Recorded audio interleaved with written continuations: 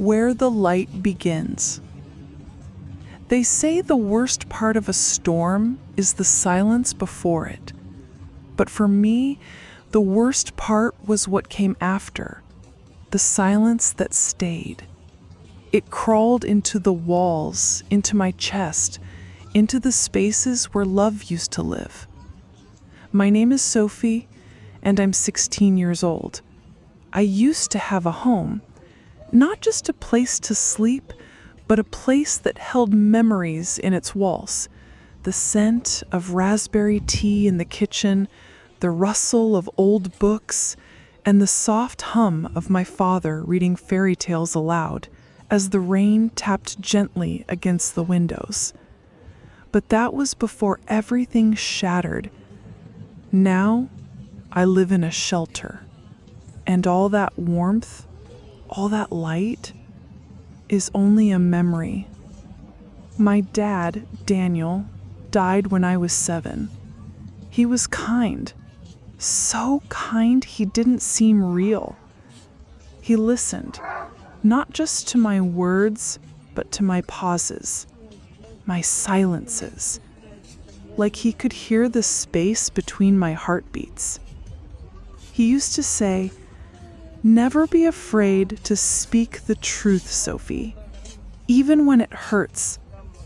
The truth is what remains when everything else disappears." But truth didn't save him, and it didn't save what came after. A year after he died, my mother brought a man into the house.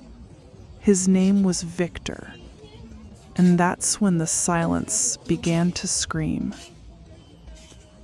The house where you couldn't breathe. After my father died, the house turned into something else, like the light had gone out and the walls had grown darker. My mother barely spoke.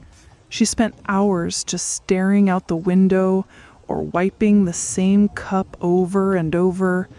She didn't cry. She didn't scream. She just vanished inside herself. Then Victor appeared. He didn't smile, didn't tell jokes, didn't ask questions. But my mother said he was stable, that he was reliable. "We need someone here," she said one night. "We can't live in this silence forever." At first, Victor simply existed in our space. He didn't approach me, he didn't interfere. He just sat at our dinner table, in my father's chair, leaving behind the scent of tobacco and old cologne. He came home from work, kicked off his shoes, and turned the television up loud, as if trying to drown something out. Then came the small things. "Why didn't you turn the faucet off properly?" His voice was quiet, but edged with ice. "A 5 in literature, but a 3 in math? Are you stupid?" I looked to my mother, but she lowered her eyes. "He's just strict," she said.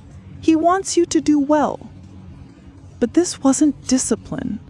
This was fear. Each day he grew louder, slamming doors, breaking plates, screaming over silence. Once he shattered my cup because the tea had gone cold. I jumped. My mother just quietly cleaned up the pieces. Evenings became something I dreaded.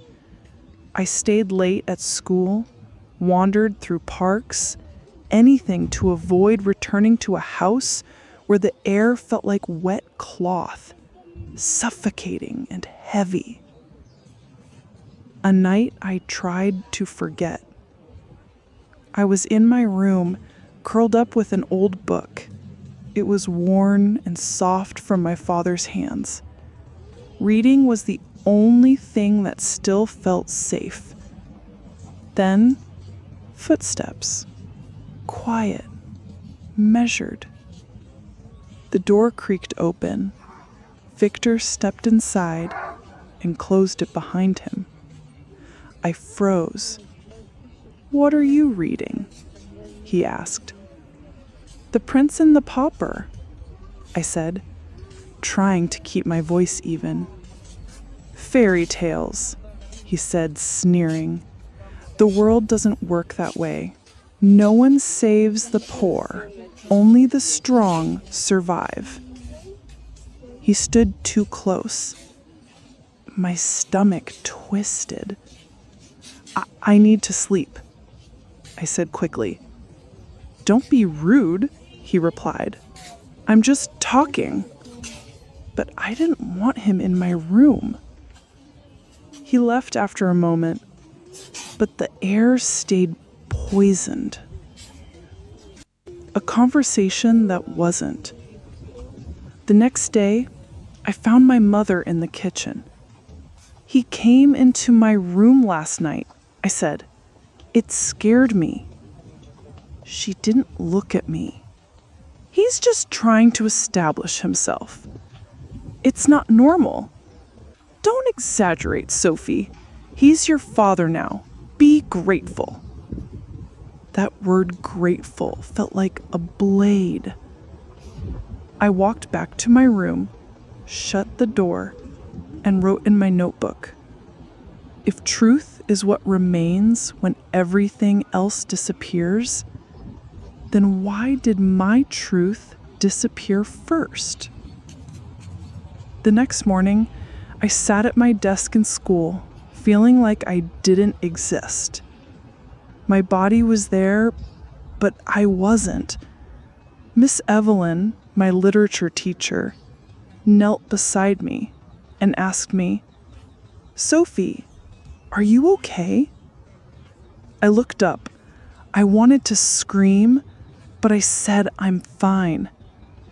It was a lie, but I didn't know how to speak anything else anymore. A few days later, a woman in a dark coat came to our house.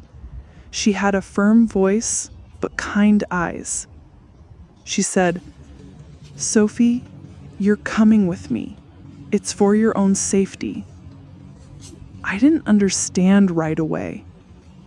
I looked at my mother. She didn't protest. She didn't hug me. She didn't cry. She just turned away. I packed a bag, an old plush fox, my notebook, and a photo of me with my dad. That was all I had left. We drove to a gray building behind a metal gate. It was a shelter. "You'll be safe here," the woman said. But safe didn't mean home. They placed me in a room with a girl named Aria. She was a little older, dark hair, a quiet gaze. She barely spoke at first. That first night, I cried softly into my pillow, and suddenly I felt someone cover me with a warm blanket.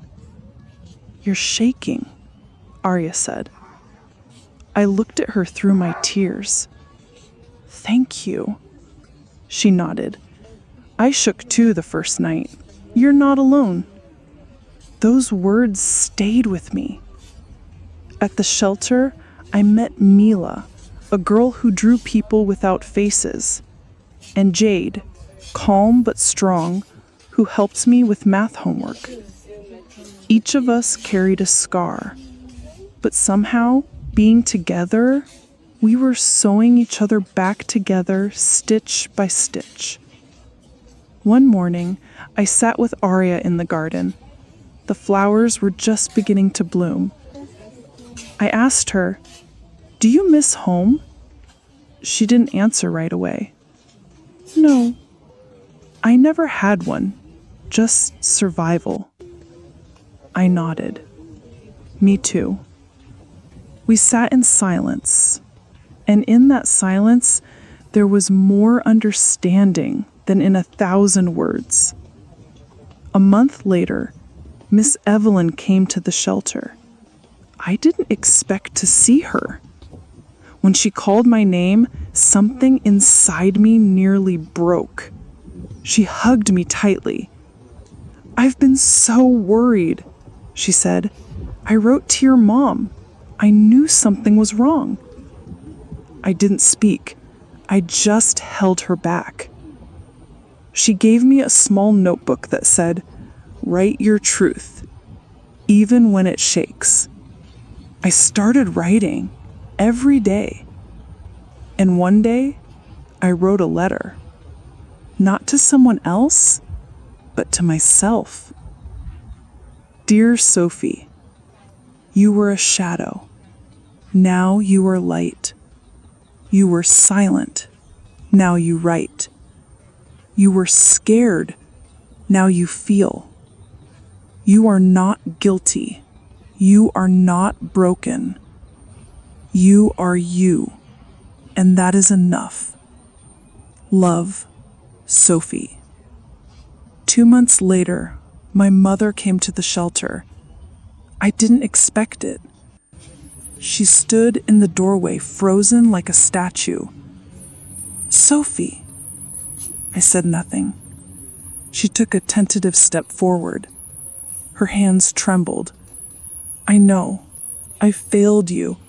I was scared. I didn't want to lose him. But I lost you. And that's worse." She lowered her gaze, tears beginning to form. For the first time in years, she looked like the woman who once held me after nightmares. "You let him hurt me," I said softly. "Yes, and I'll carry that forever. But if there's any way I can make things right, even a little, I'll wait, as long as it takes." We stood there for a long moment, two broken pieces that once belonged to the same whole.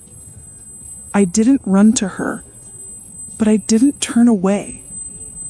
And maybe that was